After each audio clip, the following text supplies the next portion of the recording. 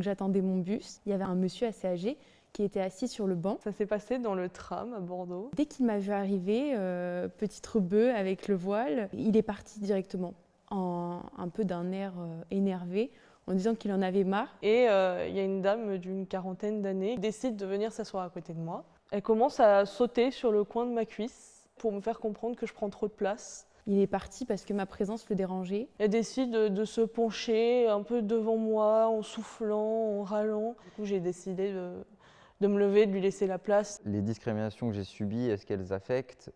Oui.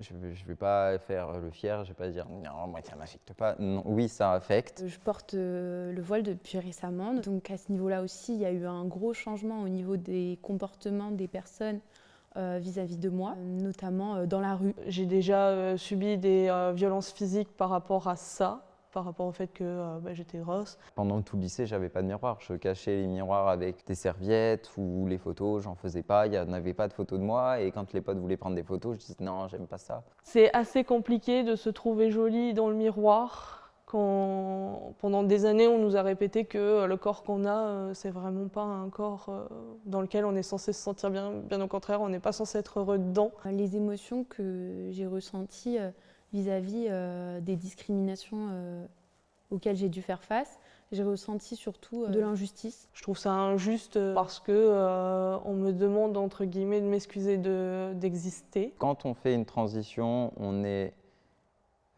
vulnérable et d'avoir le regard des autres en permanence, mais permanent sur soi, que ce soit sur les réseaux sociaux, que ce soit à la maison, parce que le regard des autres, c'est aussi la famille, hein, que ce soit à la maison, que ce soit dans la rue ou autre.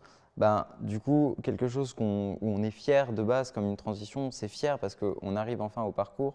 Le regard des autres vient juste détruire ça. Les discriminations que j'ai subies affectent ma vie quotidienne dans le sens où j'ai une certaine peur de l'avenir. Pour un futur métier, une future carrière, j'appréhende énormément, étant donné qu'il y a peu de secteurs qui recrutent en France des femmes voilées, qualifiées notamment dans le domaine juridique. C'est pas parce que je décide actuellement de porter le voile que ça doit remettre en question mes compétences ou un parcours scolaire que j'ai acquis et que j'ai prouvé aux yeux de tout le monde.